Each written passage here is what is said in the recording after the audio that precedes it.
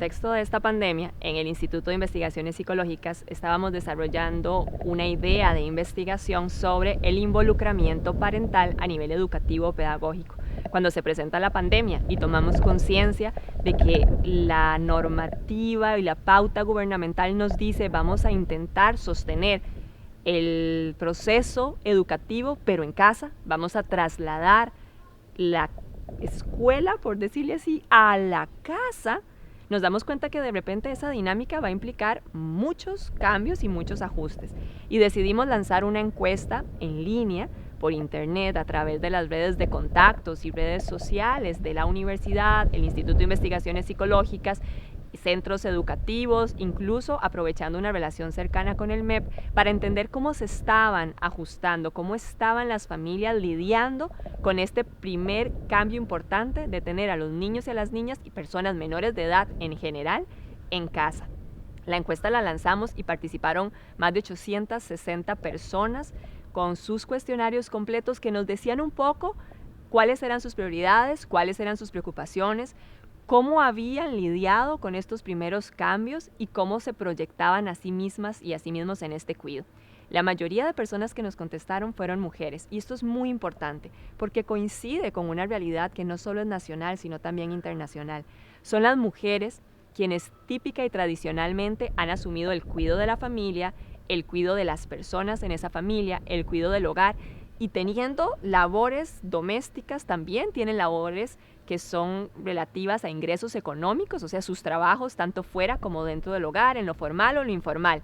Y son ellas mismas quienes mayoritariamente asumen entonces de repente y de una manera inesperada las labores educativas. No solo acompañar a sus hijos e hijas en las labores educativas, sino asumirse casi como maestras y docentes en casa.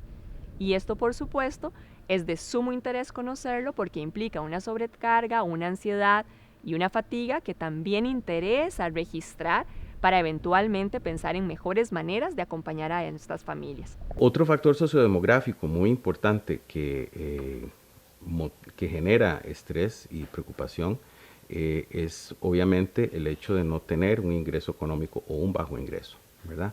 Las personas que no tienen trabajo están más sometidas a presión, ¿verdad? Son más presiones.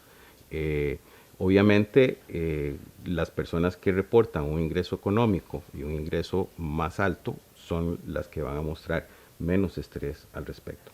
Datos interesantes que salieron de esta encuesta son, por ejemplo, relativas a las prioridades y a las preocupaciones. Las prioridades de nuestras familias reportadas y en lo que contestan en estas encuestas es que sus prioridades están en mantener la salud, en prevenir los posibles contagios, en facilitar diariamente dinámicas que promuevan esa salud, que protejan esa salud. En segundo lugar, en sostener sus ingresos económicos y su dinámica interna en términos más funcionales, instrumentales. Y no es en este momento una de sus prioridades el avance educativo en términos de avance curricular. Si bien es cierto, hubo respuestas sobre la importancia de sostener aprendizajes, estos aprendizajes pueden estar más en el marco de la vida cotidiana y no en el avance curricular. Y esto coincide con las preocupaciones reportadas. La mayor parte de las personas que contestaron la encuesta tienen grandes preocupaciones en términos de salud, de contagios, de su propia muerte como personas que lideran y sostienen esas familias, en términos de sostener los ingresos socioeconómicos, sostener los lazos afectivos.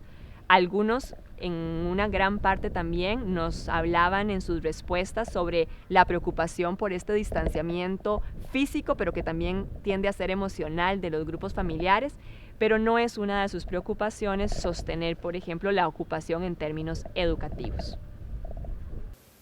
La ansiedad aparece asociada a condiciones tal vez un poco más en lo sociodemográfico, ¿verdad? Y tiene mucho sentido. Las personas del área urbana, de zonas urbanas, son aquellas quienes tienden a reportar más ansiedad.